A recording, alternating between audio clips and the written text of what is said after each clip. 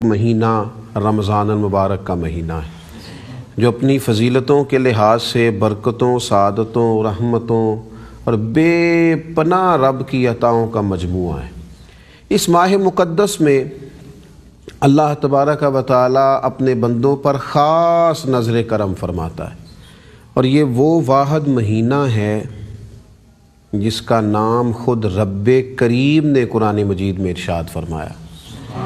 فرمایا شہر رمضان الذی انزل فیہ القرآن، رمضان کا وہ مہینہ ہے جس میں ہم نے قرآن مجید کو نازل فرمایا ہے۔ رمضان المبارک سے ایک دن قبل نبی اکرم صلی اللہ تعالی علیہ وسلم نے صحابہ کرام کو باقاعدہ خطبہ ارشاد فرمایا، اور حضرت سلمان فارسی رضی اللہ تعالیٰ عنہ فرماتے ہیں کہ نبی پاک علیہ الصلوۃ والسلام نے خود ہمیں بلا کے رمضان کی عظمتیں بیان فرمائیں، رمضان کے آنے سے پہلے، رمضان کے شروع ہونے سے پہلے۔ کیوں؟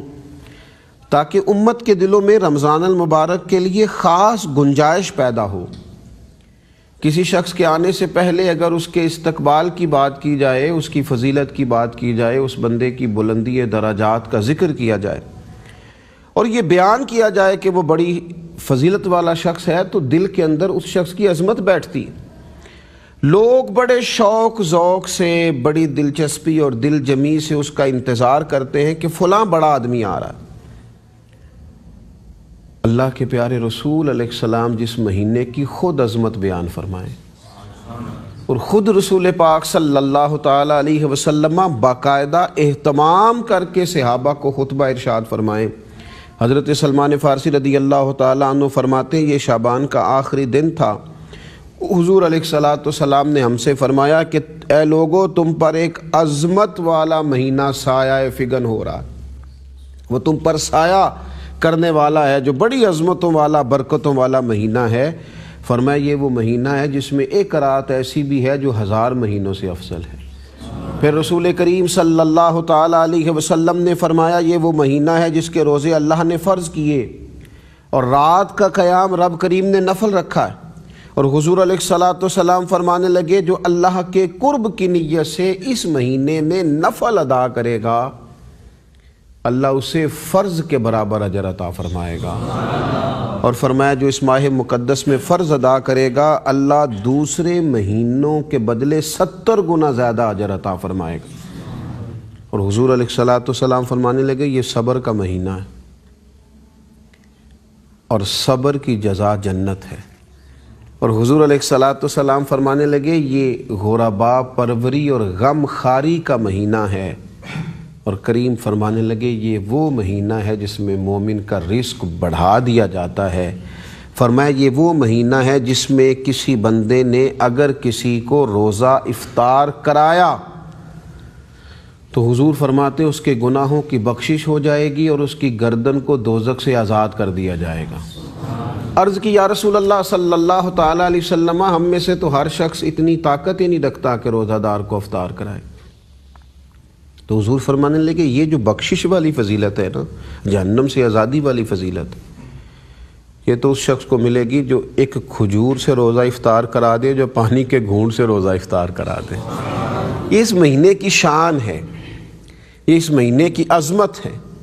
یا رسول اللہ غریب ہیں بعض لوگ، نہیں اتنی طاقت رکھتے، فرمایا پانی کا گھونٹ، کھجور کا لقمہ، اس کے ساتھ اگر تم یہ سعادت پالو گے تو یہ عظمت تو تمہیں تب بھی مل جائے گی۔ اور حضور علیہ الصلوۃ والسلام نے فرمایا جو روزہ دار کو سیر کر کے کھلائے گا اسے تو اللہ تبارک و تعالی میرے حوض کوثر سے جام پلائے گا، اور ایسا پلائے گا ایسا کہ تیری خیر تیرے میں کدے کی خیر، ایسی پلا کہ جس کا نشہ عمر بھر رہے۔ فرمایا اللہ تعالیٰ اسے میرے حوض کوثر سے جام پلائے گا، اور ایسا پلائے گا کہ پھر وہ کبھی پیاسا نہیں ہوگا۔ اور نبی پاک صلی اللہ تعالیٰ علیہ وسلم نے مزید اس مہینے کی عظمت بیان کی۔ یہ اس بات کو یاد رکھے، میں کہہ رہا ہوں کہ حضور نے رمضان کے آنے سے پہلے خود خطبہ دیا، یعنی یہ وہ مہینہ ہے جس کی شان امام الانبیاء بیان فرما رہے ہیں۔ امت کو تھوڑا سا اپنے ذہن کو کھول کر یہ سوچنا پڑے گا کہ آخر وہ مہینہ کتنی کو عظمتوں والا ہے جس کی عظمتیں خود رسول رحمت نے بیان فرمائی ہیں۔ حضور علیہ الصلاۃ والسلام فرمانے لگے یہ وہ مہینہ ہے جس کے شروع میں رحمت ہے، پہلے 10 دنوں میں رحمت ہے، اور فرمایا جو اس کا درمیانی عشرہ ہے وہ بخشش والا ہے، اور اس کا آخر جو ہے وہ دوزخ سے آزادی کا ہے۔ اور نبی اکرم صلی اللہ تعالیٰ علیہ وآلہ وسلم نے فرمایا جو اس مہینے میں اپنے غلام سے تخفیف کرے گا اللہ اسے بخش دے گا اور آگ سے آزاد کر دے گا۔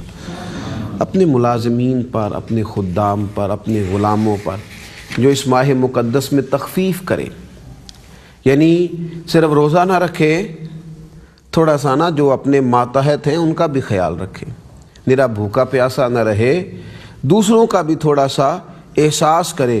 اور رسول کریم صلی اللہ تعالیٰ علیہ وسلم نے ایک حدیث پاک میں تو یہ بات بیان فرمائی کہ جو رمضان کی خیر سے محروم رہ گیا، جو کہ رمضان کی فضیلت بہت زیادہ ہے، عظمت بہت زیادہ ہے، فرمایا جو رمضان کی خیر سے محروم رہ گیا سمجھ لو پھر وہ محروم ہی رہ گیا، اور جو رمضان میں خیر پا گیا وہ ساری رحمت ہی پا گیا۔ اس کو اللہ تبارک و تعالیٰ کی خاص کرم نوازیاں نصیب ہو گئیں۔ رسول پاک صلی اللہ تعالیٰ علیہ وسلم ارشاد فرماتے ہیں کہ رمضان وہ مہینہ ہے جس میں آسمان کے دروازے کھولے جاتے ہیں، دعائیں گویا اللہ کی بارگاہ میں حاضر ہوتی ہیں، بندوں کی التجائیں پہنچتی ہیں، لوگوں کی عبادات پہنچتی ہیں، دروازے کرم کے کھول دیے جاتے ہیں، اور حضور فرمانے لگے دوزخ کے دروازے بند کر دیے جاتے، شیطان کو قید کر دیا جاتا ہے۔ اس ماہ مقدس میں وہ عظمتیں ہیں، وہ فضیلتیں ہیں کہ بندہ مومن کا تعلق خدا کی رحمت کے ساتھ، اللہ کے فضل کے ساتھ، بارگاہ خداوندی کے قرب کے ساتھ وہ تعلق بننا شروع ہو جاتا ہے۔ نبی کریم علیہ الصلاۃ والسلام کا جو اپنا رمضان کے ساتھ تعلق تھا نا بڑا گہرا تھا۔ حضور کی جو اپنی محبت تھی نا رمضان المبارک کے ساتھ وہ بڑی گہری تھی۔ میں اکثر کہا کرتا ہوں کہ جو لوگ اپنی عادات تبدیل کرنا چاہتے ہیں نا، جو بڑے پریشان ہیں کہ عادات نہیں بدلتی، وہ رمضان میں کوشش کرے سارا کچھ ہی بدل جائے گا۔ رمضان ایک ایسا عملی پہلو ہمارے سامنے رکھتا ہے۔ دیکھیں نا کوئی آدمی صبح 7 بجے اٹھتا ہے، کوئی 9 بجے اٹھتا ہے، کوئی خدا کی فضل سے توفیق سے فجر میں اٹھتا ہے، لیکن رمضان میں عادت بدل گئی، سارے سحری کے وقت اٹھ رہے ہیں۔ کوئی ناشتہ فجر کے بعد کر رہا تھا، کوئی 10 بجے، کوئی 12 بجے، رمضان میں سارا کچھ ہی بدل گیا، سب کو سحری کھانی۔ عادتیں تبدیل کی جا سکتی۔ نبی اکرم صلی اللہ تعالیٰ علیہ وسلم کا خاص محبت کا رشتہ رمضان کے ساتھ۔ صحابہ فرماتے رمضان وہ خوبصورت مہینہ تھا جس میں محبوب قیدیوں کو بھی آزاد کر دیتے، ہر سائل کو حضور عطا فرماتے، اور فرماتے ہیں کہ رمضان شریف میں حضرت جبریل حاضر ہوتے اور نبی پاک صلی اللہ علیہ وسلم کے ساتھ قرآن پاک کا دور کرتے، یعنی حضور قرآن مجید جناب جبریل کو سناتے اور جناب جبریل امین علیہ السلام قرآن پاک نبی پاک کو سناتے، اور فرماتے یہ ہر سال کی روٹین تھی، اور جس سال سرکار کا وصال ہوا اس سال نبی پاک نے 2 قرآن مجید 2 دفعہ قرآن پاک حضرت جبریل امین کو سنایا، اور جناب جبریل امین نے بھی 2 دفعہ قرآن مجید نبی کریم علیہ السلام کو سنایا۔ یہ خاص شغف نبی پاک علیہ السلام کا رمضان المبارک کے ساتھ۔ حضور رمضان شریف میں اعتکاف فرماتے اور ہمیشہ اعتکاف کیا رمضان کے آخری 10 دنوں کا۔ ایک سال ایسا ہوا کہ کسی مجبوری کے باعث، کسی مصروفیت کے باعث، کسی جہاد کی مشغولیت کی وجہ سے سرور کائنات علیہ السلام رمضان کے آخری 10 دنوں کا اعتکاف نہ فرما سکے، تو اگلے سال 20 دنوں کا اعتکاف کیا۔ یعنی رمضان المبارک کی ان سعادت افروز گھڑیوں میں نبی پاک علیہ الصلاۃ والسلام کے انفرادی اعمال ہوتے، اور حضور علیہ الصلاۃ والسلام اس ماہ نور کے اندر خاص کر کے دلچسپی کا اظہار فرماتے۔ حضور علیہ الصلاۃ والسلام فرماتے ہیں کہ رمضان، روزہ اور قرآن یہ دونوں قیامت کے دن بندے کی شفاعت کریں گے۔